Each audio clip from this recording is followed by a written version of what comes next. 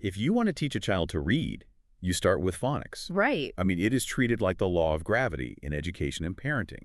You sit down with the ABCs, you point at the flashcards, you drill the individual sounds, and eventually, magically, the reading happens. That's the hope anyway. Right. Yeah. But what if that universally accepted piece of wisdom is actually creating, like, a massive roadblock for the very minds we are trying to teach? It's a really provocative thought. It totally is. So welcome to today's deep dive. We're taking a close look at a deeply ingrained educational habit that you probably assumed was just a fundamental fact of life. Yeah, it's a structure we rarely question. The assumption is that reading is just this mechanical process of assembling parts, right? Exactly. So we hand children the smallest possible parts, which are letters, and we just tell them to build. And yet anyone who has actually sat at a kitchen table trying to teach a young child can tell you that following those rules often results in a completely stalled engine. Oh, the kitchen table battles are real. They are. The child stares at the page, the adult gets increasingly tense, and absolutely no reading takes place. It is a profoundly frustrating experience that makes everyone involved feel like they are just, well, failing. And that frustration at the kitchen table is the exact puzzle we are taking apart today. Our source material comes from a YouTube channel called For the Kids' Sake. Which is a great resource, by the way. It is.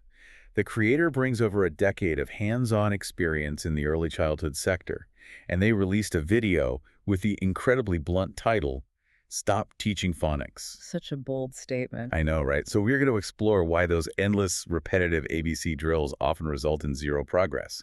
And we're going to unpack the three critical, yet frequently ignored factors that actually make written language click in a human brain. And to be clear, the premise here isn't that letters are completely useless. Right, of course. It's rather that we have the sequence completely backward. I mean, historically, humans learned to communicate and process information long before standardized phonics even existed. That makes a lot of sense. Yeah, and the rigid phonetic structure works seamlessly for some kids, but for others, it becomes this impenetrable wall. A total wall. Exactly. The source material forces us to look at how the brain actually processes language rather than how a textbook thinks it should. So we're really looking at three things here: comprehension, phonological awareness, and motivation. Let's look at that first hurdle, because the scenario the video paints is so universally recognizable. We call it the phonics wall. The dreaded wall. Yes. Yeah. You have practiced every single letter sound.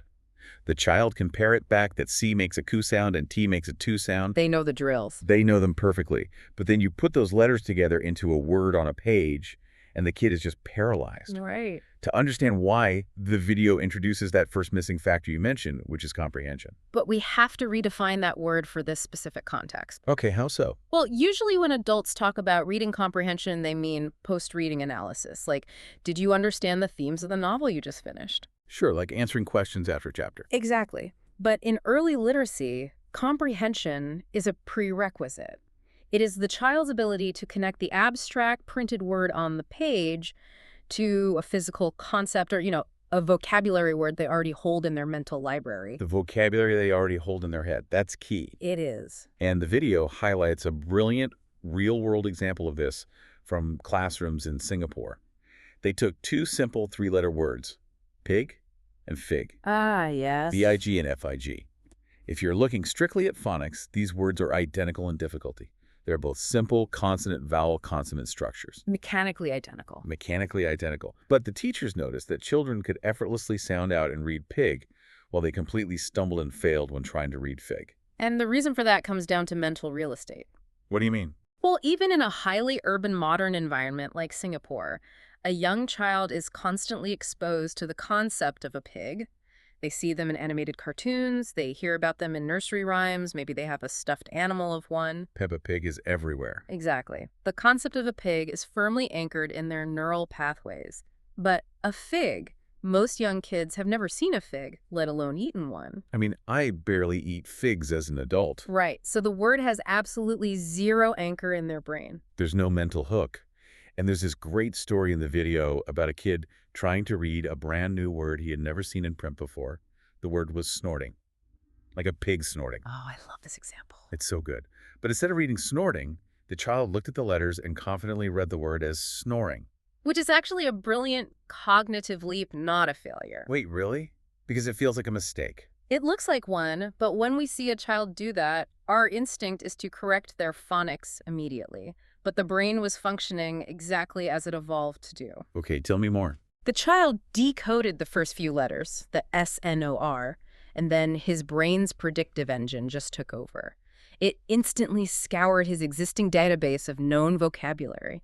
He knew the concept of snoring. From hearing it at home, probably. Exactly. But he did not have a conceptual framework for snorting. So his brain automatically mapped those visual starting sounds to the closest matching concept in his mental library. Okay, let's unpack this. It's like trying to put together a 1,000-piece jigsaw puzzle, but someone threw away the picture on the front of the box. Oh, that's a perfect way to look at it. Right. Because if you don't know what the final image is supposed to be like, is it a landscape, a portrait, a bowl of fruit, you can stare at the individual cardboard pieces all day long. And get nowhere. Exactly. You can analyze their shapes and colors, which is essentially what phonics is, Yep. but they don't make any larger sense. You're just categorizing abstract shapes. Yep. The child desperately needs the picture on the box. They need the meaning of the word already established in their mind before they can successfully build it using letters. What's fascinating here is that cognitive science backs this up entirely.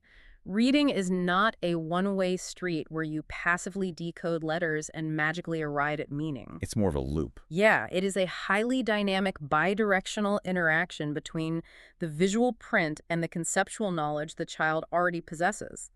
The brain is constantly predicting what comes next based on what it already knows. That is wild to think about. So the actionable takeaway presented in the source is to explain and expand.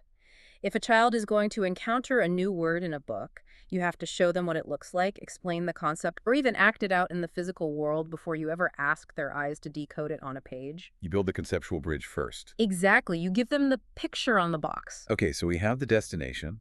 We've given them the picture on the box by building their vocabulary. But how do we actually help them navigate the mechanics of getting there? That's the next big piece. Right, because you can know what a pig is, but you still have to figure out how PIG translates to that animal. Which brings us to the second factor, phonological awareness. Yes. And I have to stop you there because my immediate reaction to the phrase phonological awareness is that it sounds like an academic rebranding of phonics. It does sound similar. Wait a minute, phonological awareness, isn't that just a fancy academic term for phonics? Yeah. Aren't we just talking about letters again?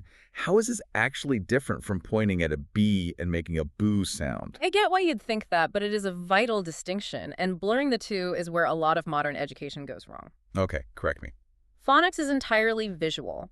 It requires a piece of paper or a screen. It is the act of looking at an arbitrary visual symbol, like the shape of the letter B, and memorizing that it corresponds to a specific noise. Right, tying the shape to the sound. Little matters, exactly. Phonological awareness, on the other hand, doesn't require a page, a screen, or even open eyes. Really, it is entirely about auditory processing. It is the ability to listen to spoken language and identify, isolate, and manipulate the distinct sounds inside of a word. Auditory versus visual. Yes, and to understand why that matters, we have to look at biology. Spoken language is biologically hardwired into the human species.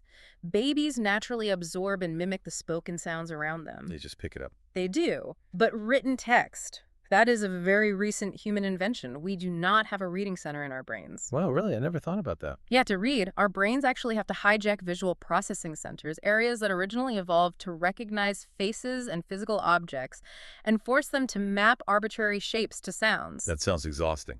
It is an enormous cognitive leap. If a child cannot first hear and manipulate the distinct sounds in the air, asking them to map those invisible sounds to visual shapes is an exercise in futility.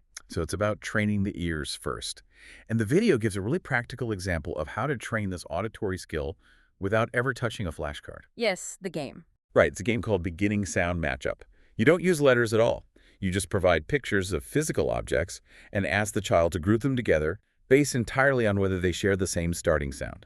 So they have to rely solely on their ears. Exactly. And there is an anecdote about playing this exact game that perfectly illustrates the cognitive load we just talked about. A child was looking for a picture that matched the beginning sound of the spoken word butterfly. Such a great example. Right. And as he is saying the word butterfly out loud to himself, he gets momentarily stuck. He tells his parent, "Oh, I hear the T sound."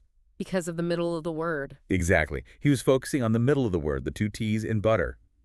He got completely distracted by a prominent, sharp sound in the middle of the vocalization, and he had to actively stop, rewind his brain, and realize he needed to isolate that very first initial "buh" sound to make the match. And that moment of distraction reveals a massive blind spot we have as literate adults. How so? Well, you and I hear the spoken word butterfly, and we instantly subconsciously break it down into its phonetic components. But to an untrained ear, a spoken word is just one continuous, solid wave of sound. Like a single block of noise. Exactly. The child has to be taught how to mentally slice that continuous wave into distinct, manageable phones. For you listening, this is exactly why this auditory training matters so much. Recognizing that words aren't just one big continuous noise, but are actually constructed of breakable, rearrangeable audio parts. That is the invisible stepping stone. It really is. Kids absolutely need that skill before they can ever hope to decode visual text. If they can't slice up the sound in the air, they certainly aren't going to be able to slice up the ink on the paper. And if we skip phonological awareness and go straight to visual phonics, we are asking them to memorize a visual code for a sound they cannot even distinctly perceive yet. Which just sounds like torture. It is abstract memorization completely devoid of context. Which brings us to the final and arguably most difficult piece of the puzzle. The big one. Yeah. We've built the vocabulary so they know what the words mean. We've trained their ears so they can slice up the sounds. We have the engine and the steering wheel. But if there's no gas in the tank, the car still doesn't move. Nope. How do we get a child to actually initiate this incredibly heavy cognitive lifting? How do we avoid the tears and the fighting at the kitchen table? This is the third factor, motivation. Without it, the structural foundation of vocabulary and auditory processing sits completely unused. The child will simply refuse to engage with the friction of learning. And the source material draws a stark contrast here. On one side, you have the classic adult-imposed reading session. The chore. Right, dragging a child through a leveled reader that they don't care about, correcting every phonetic mistake. It's awful for everyone. Totally. But on the other side, the video shows an example of a child happily, eagerly fighting their way through a surprisingly difficult text. The book is about a monster. Yeah, the terrible monster. Yes. The kid is enthusiastically sounding out complex phrases about a creature with terrible tasks, terrible jaws, terrible claws, and terrible teeth.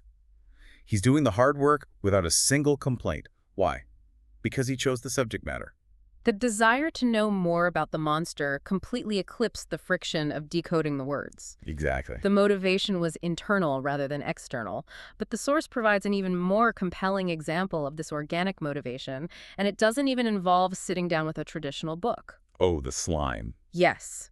It's about a couple of boys who are utterly obsessed with making fluffy slime. The fluffy slime. The kids are dead set on mixing up this specific type of slime. So rather than the parent initiating a formal, rigid reading time, the parent just hands in the materials. And steps back. Right. And what happens next is incredible. The boys end up organically reading the complex, multi-step instructions printed on the side of the slime box. Voluntarily. Voluntarily. They are sounding out difficult scientific words, they are reading full sentences, and they are doing it entirely on their own. They aren't reading because an adult told them they have to. They are reading because they want the slime. It changes everything. Here's where it gets really interesting. Think about this like a complex video game skill tree. When a kid is playing a deep strategic video game, they don't realize they are doing high-level resource management, complex mathematics, and extensive reading. They're just playing. Right. If you presented those same tasks on a math worksheet, they would rebel. But in the game, they are entirely focused on upgrading their character or defeating the final boss. So true. The reading and the math just become mandatory, invisible tools for their own survival and success in the game. Yeah. You stop making the act of reading the main event. Instead, you make reading the invisible vehicle they just happen to have to use to get the reward, whether that's beating the boss or making the fluffy slime. If we connect this to the bigger picture, it explains the fundamental psychology of intrinsic versus extrinsic motivation. Break that down a bit. Well, extrinsic motivation is top-down. It's an adult saying, do these flashcards because I said so, and maybe you'll get a sticker. The brain processes that as a chore. Right. Intrinsic motivation is bottom-up. It is driven by genuine curiosity or a desired outcome. When a brain is intrinsically motivated, it actually releases dopamine during the pursuit of the goal, not just at the completion. Oh, wow. During the pursuit. Yes, and that dopamine acts as a chemical fixative for learning. The child pushes through the phonetic difficulty because the neural reward of getting closer to the fluffy slime is stronger than the cognitive fatigue of reading the instructions. It completely reframes the role of the adult. Instead of acting as a taskmaster pointing a finger at a piece of paper, your job becomes the facilitator of their interests. Exactly. It's not about forcing them to stare at letters. It's about paying close enough attention to find out what their version of fluffy slime is, and then just putting the text right between them and their goal. And when you synthesize these three elements, you realize why the traditional phonics first, phonics only approach fails so many. It really puts it in perspective. It does. If a child has rich comprehension, they have the mental framework. If they have phonological awareness, they have the auditory tools to break language apart. And if they are intrinsically motivated, they have the stamina to bridge the gap between spoken and written language. All three pieces working together. Right. When those three things align, the visual letters on the page cease to be an arbitrary wall. Phonics simply becomes a supplementary tool that they naturally reach for to achieve their own objectives. Okay, let's bring all of this together. We started this deep dive by questioning the absolute authority of the phonics drill. We did. And by breaking down the insights from For the Kit's Sake, we've mapped out a completely different terrain. We've seen that hammering away at visual letters without context is just a recipe for burnout. Without a doubt. The actual foundation of reading requires three pillars. First, comprehension building out their mental libraries so they have the picture on the box before they try to assemble the cardboard pieces. Yep. Second, phonological awareness, respecting the biology of learning by training their ears to slice up continuous sound waves long before we ask their visual cortex to decode arbitrary shapes. The auditory stepping stone. Exactly. And finally, motivation abandoning the top-down chore of reading in favor of the invisible video game-style vehicle that leads them straight to their own interests. It's a much more holistic approach.